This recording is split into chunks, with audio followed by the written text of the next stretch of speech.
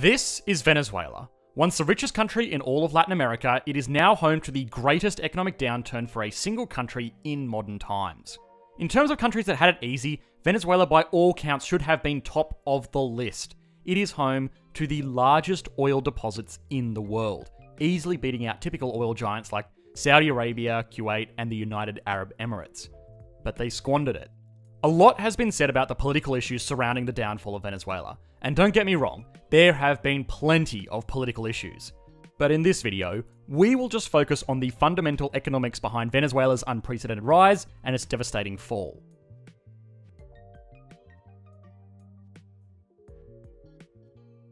Venezuela has always had a relationship with oil. The whole country is almost floating on an ocean of petroleum. It was known that even in times before the Spanish acquisition, that the indigenous population of the country used the oil tars that seep from the ground to waterproof their canoes or keep fires going throughout the night.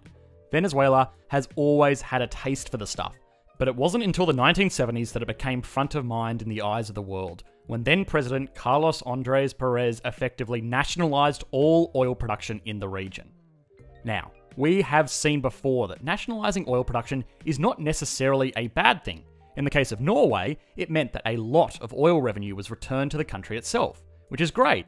The Venezuelan process, though, was a lot more bureaucratic, and despite having huge oil reserves, the country's output was severely limited.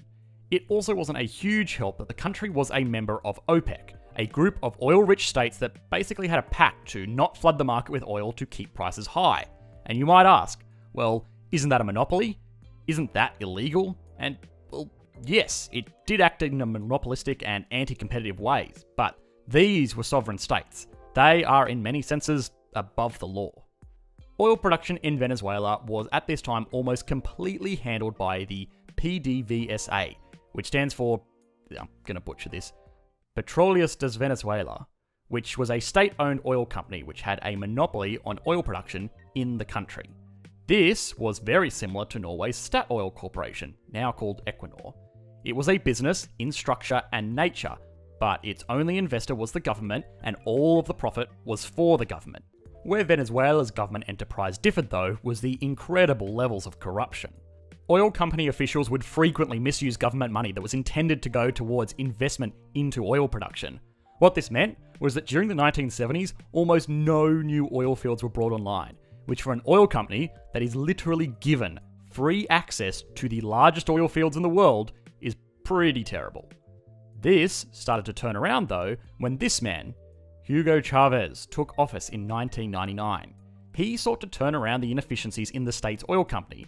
He started setting quotas for the company to meet and came down hard on corruption and bureaucracy built into the lumbering, inefficient semi-government agency.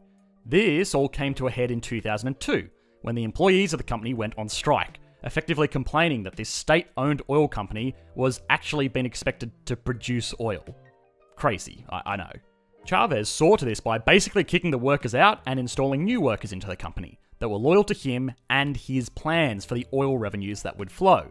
The oil production of the company boomed, and the Venezuelan government was able to ride the high of the early 2000s oil prices to massively increase the government's income. The government of Chavez was also very economically left-leaning, and so a lot of this revenue was distributed to the people of the country through government welfare programs. This is so far actually not too bad. It actually sounds pretty great. It even sounds very similar to what happened in Norway, a country that has been discussed and mostly praised many times over on this channel before. But this is where it all went wrong. While most oil-rich countries recognize that oil doesn't last forever, Venezuela decided to go on a spending spree. Taxes were lowered and government spending was massively increased. This government spending, for the most part, didn't actually go towards productive infrastructure or even something like a sovereign wealth fund that could have provided the country with a long-term foundation of wealth. No. Instead, this was spent on government handouts that did work to improve the quality of life for the average Venezuelan, but it did so in an extremely unsustainable manner. Similar to someone winning the lottery and then buying a truckload of caviar to feed the local homeless shelter. I mean, sure, it kind of does the trick and you would be extremely popular, but canned food would probably last longer and be an overall better investment for the greater good. The vast oil production also led to a very serious economic phenomenon that would go on to plague the nation.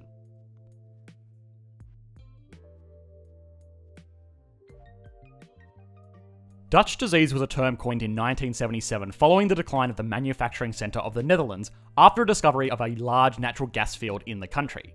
It is a term used to describe the impacts that poorly handled oil and resource wealth can have on an economy, and Dutch disease hit Venezuela hard.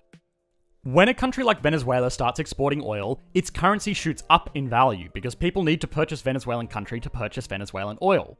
This may seem like a good thing, but an artificially stronger currency causes issues elsewhere in the economy. Suddenly, it becomes very cheap for Venezuelans to import foreign cars and foods and cigarettes and the like because their dollar has shot up in value. This means that local industries start to suffer because it becomes cheaper to import something than it is to buy locally, especially given their position in Latin America, surrounded by countries with very low costs of living. This really hurts local industries that have to compete with cheaper foreign competitors.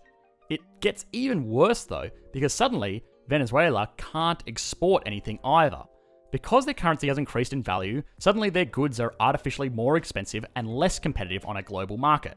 On top of this, local industries are starved of workers and investments as labour and capital is redirected towards the far more profitable oil industry. A successful natural resource boom can effectively smother all other industries to death with its own success, and this trap is so common that it has its own name. Dutch disease was particularly bad in Venezuela because the government didn't really do anything to diversify the economy. A lot of oil-rich countries try to reinvent themselves.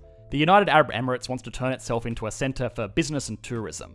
Norway wants to turn itself into the world's largest hedge fund, and even countries like Iran make sure that they support local industries. Venezuela basically said, yeah, sustainable industry is great, but who cares, we're rich, let's make it rain like there is no tomorrow. By 2008, all export industries apart from oil had collapsed.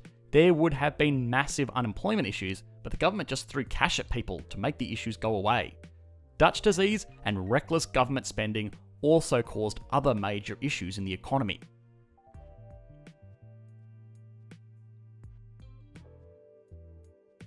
Crowding out is another major issue that can be caused by an overzealous government spending.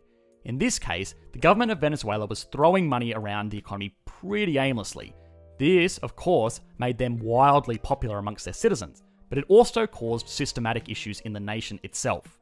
When government-run enterprises and workers get all the money that they ever need, it makes it incredibly hard for private enterprises to compete.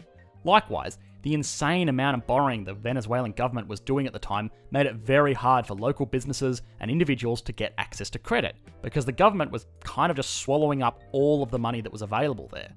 This also stifled a lot of free enterprise in Venezuela. Why would I start a business if the government will just open a competing business, run it at a loss, and drive me out of work? This happened a lot, as the government kind of went crazy with its government-owned enterprises moving into utilities, roadways, health, internet and telecommunications, but also more obscure industries like tourism and finance, buying up private banks and making them state-run, which was financially crippling to purchase and then so poorly run that none of these businesses ever made a profit. By this time, they even started going into debt.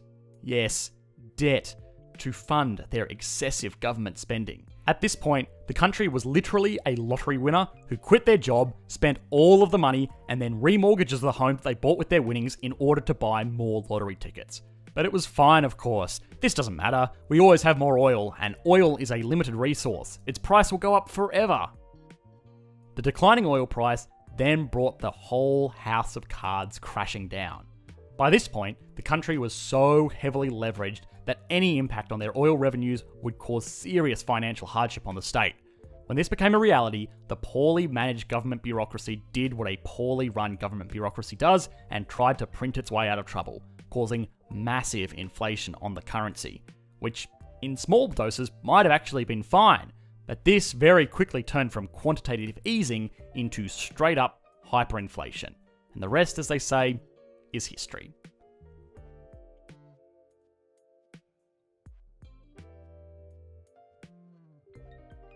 Venezuela's story is of course very upsetting given the level of human misery it has caused in the turmoil of the nation. The ongoing protests, government crackdowns, and questionable elections have caused political condemnation on the global stage, which has led to trade sanctions being placed on the nation with major trading partners like the United States, which is the last thing a crippled country needs, and it is further suffocating an already struggling economy. It is a good case study though, when it is compared to other nations or plans that have followed similar paths. We have studied the economic proposals of people like Andrew Yang on this channel before, and many channel commenters rightfully asked what his proposed government welfare would mean for the overall health of the economy, especially in relation to inflation. Beyond this, the whole story of Venezuela doesn't sound too dissimilar from the story of Norway's oil boom. How did one country end up as a poster child for economic responsibility and the other end up as a failed state? Well, the key, as always, is in the details. Norway used its oil wealth for social welfare, the same as Venezuela. It wanted to make sure that the citizens of the nation benefited from the wealth of the nation. But Norway did it in a far smarter way, investing the money into a fund that will continue to generate revenue for the nation long after the oil is gone. Venezuela just pumped oil out of the ground and kept the party going, living paycheck to paycheck and going into debt to boost its living standards. Right here, right now, with very little thought for what would happen in the future when the oil runs out or its value declines. Yang's plans are glorified government welfare, but the revenue isn't coming from the golden goose. It is coming from the inherent ability of the nation to generate wealth, not just pump it out of the ground. Any economic entity that finds itself relying on a single source of income is in a potentially precarious situation. It gets worse the bigger you get as well. For an individual, relying on just a day job is probably fine.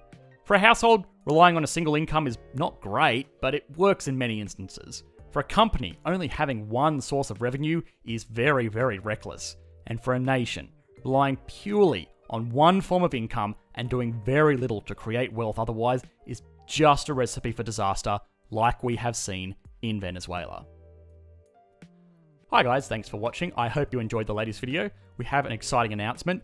The Discord server for this channel will now be hosting live debates after the videos that go up on Saturday. If you want to be part of these debates, please get in contact with the moderator team on the server. Otherwise, if you enjoyed this video, please like and subscribe. I will be hanging out on that Discord server that is linked in the video description after this video is up to answer any questions that you may have. And otherwise, I do my very best to reply to all comments in the comment section below. Thanks guys, bye.